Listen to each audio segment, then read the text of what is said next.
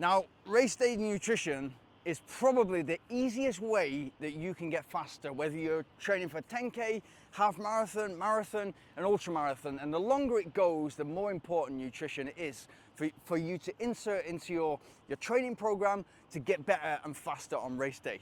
Now, I'm going to show you and tell you exactly what I did in order to improve my race day nutrition regime, exactly what I did in terms of number of carbohydrates and the type of carbohydrate I took in on race day.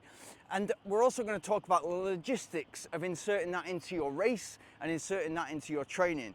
Now, Morton, I'm sponsored as a professional athlete by Morton, but if I wasn't, I would still use them as a brand because it's a multifunctional carbohydrate that gets directly into you and you're able to metabolize it very quickly, and it's able to convert that carbohydrate into and get oxygen to the muscles, which is the key crucial component for you to be able to not get tired as quick and be able to run faster. I'm going to tell you, break that down for exactly how that works. Now, for me, you've got the 100-gram gel with 25 grams of carbohydrate. You've got the 160 gel with 40 grams of carbohydrate. It's a lot of grams of carbohydrate. And you've got the caffeine gel, which for me, I use it later on in races, which gives you that mental kick if you need it, which will kind of not only physically help, but also kind of mentally switch you on in the mind and body. And this is my go-to, the 320 mix. There's 80 grams of carbohydrate in this. I mix it with 500 mils of water, and I'm able to put that, an amount of that, about 125 mils, so about 20 grams of carbohydrates at every 5K during a marathon. And maybe on the bottle is taped to it a gel. Now, what do you do if you're not a professional athlete and you've not got access to that elite drinks table? What can you do as an athlete? Now, the solution is usually gels. So then the question comes, how many gels should you take? And it's crazy how many people will ask me the day before a marathon when they're at an expo, what gel should I get? What gel should I pick up? They're everywhere. There's different brands. There's Goo, there's 226s, there's all these different brands from around the world. What should I use? It's already too late if you're thinking like that. Yeah, something's going to help you, whatever it is, in terms of carbohydrate, in terms of getting sugar into the body on race day. It's going to help you, no doubt. But you need to have been practicing this in your training there's no shock for the stomach. There's no shock for the body.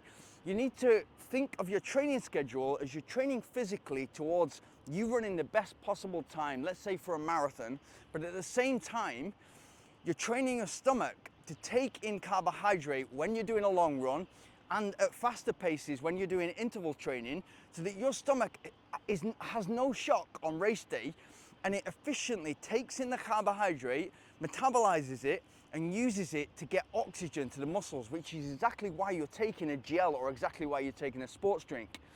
Now, there's a couple of ways around just carrying gels, because if you get up to the right amount, which is between 80 grams and 100 grams of carbohydrate per hour, if you look on the back of a normal gel, that'll probably say, like a Goo gel will tell you, you need to take one of these gels every 40 minutes. It contains 25 grams of carbohydrate, so that would be 37.5 grams of carbohydrate in an hour. That's too little. And we now know that an athlete, a runner, can take on far more carbohydrates than that per hour. And therefore, the benefits come in terms of your training and your race, that you're going to be more energized, and that energy is going to be consistent. It's not going to drop, and it's not going to get tough in that final third of a marathon and in the second half of an ultra marathon. It's not going to get tough. It's all about, if you can run 1 minute, you can run 10 minutes, you can run an hour, you can run 2 hours. It's all to do with the fuel that you've got access to. And if you're only relying on your fat sources, then you've only got about 2 hours until that glycogen depletes and you start to hit the wall and things like that. That's not going to happen if you put the right race day nutrition into action and the right race day nutrition into training. So the way that I did that was I went literally from 37.5 grams of carbohydrate to 80 grams of carbohydrate by going, okay, I'm gonna go first, I'm gonna do long runs, I'm gonna put 50 grams of carbohydrate. So that looks like one of these gels. One of these gels is 40 grams of carbohydrate, and I'll put that in every 25 minutes and that will go into my long run. I'll carry some of those and I'll place my bottle along the route that I'm going to run. If you're doing a long run, you could do loops, or you could do an out and back, and maybe have somebody support you on a bicycle, have somebody support you on a moped, have somebody support you in the car.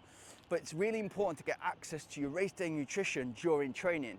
Then I'll start to add that into my interval training. And the stomach, when you're moving faster, when you're exerting yourself more, it's going to be more sensitive to carbohydrates. So if you can stomach those carbohydrates, that additional carbohydrate during your interval session, it's going to be much more easier for you to do that at your race pace. Whether half marathon, marathon, ultra marathon, whatever you're training for, it's going to be much easier. Now, the question comes, like, do you need race day nutrition if you're training for a 10K? Probably not, but it could help you, especially if you're going to be running 50 minutes, 60 minutes or more than that. It could help you to take something after 20 or 30 minutes. Eventually, I got to a point where I could take 80 grams of carbohydrate, and I found that that's my sweet spot. So literally, that could be a whole 500 ml Morton bottle with 320 mix, which is 80 grams of carbohydrate per hour. And I did that a lot of the time on treadmills, so logistically it's very easy. It's just there in front of me. I know when to take it. I'm taking it every 10 to 20 minutes. And I know that I need to take X amount, I need to take a third of that bottle every 20 minutes in order to finish the bottle after 1 hour. Don't just take it all in one go or every half an hour. It needs to be kind of quiet sips along the way.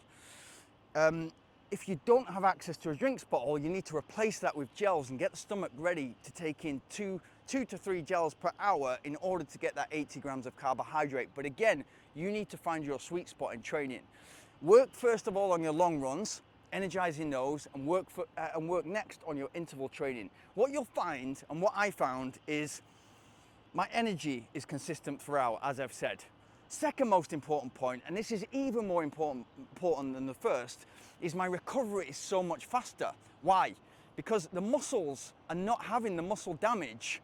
They're not going through those microscopic tears that you get when you're doing weight training, or when you're doing a hard run, or when you're doing a long run. They're already being repaired on the go because I'm taking in the right nutrition. Super, super important. And then what that means is I can push harder in training because I know my body is not going to be as beat up afterwards. And what that means for the super compensation, the improvement on the Wednesday interval training and the Sunday long run, I'm able to push harder and therefore improve more and work towards physically getting faster and my stomach being trained ready for race day, so that on race day there's no shocks, it's the same breakfast, it's the same race day nutrition, and you're able to push it and you're confident that your stomach's going to be able to hold it down and you're able to push it in the race so that you can get the best possible performance. Good luck, and if you've got any questions, like and subscribe and put a comment in the section. What race are you training for? And what is your current nutrition and how can you improve that in order to get to an optimal athlete?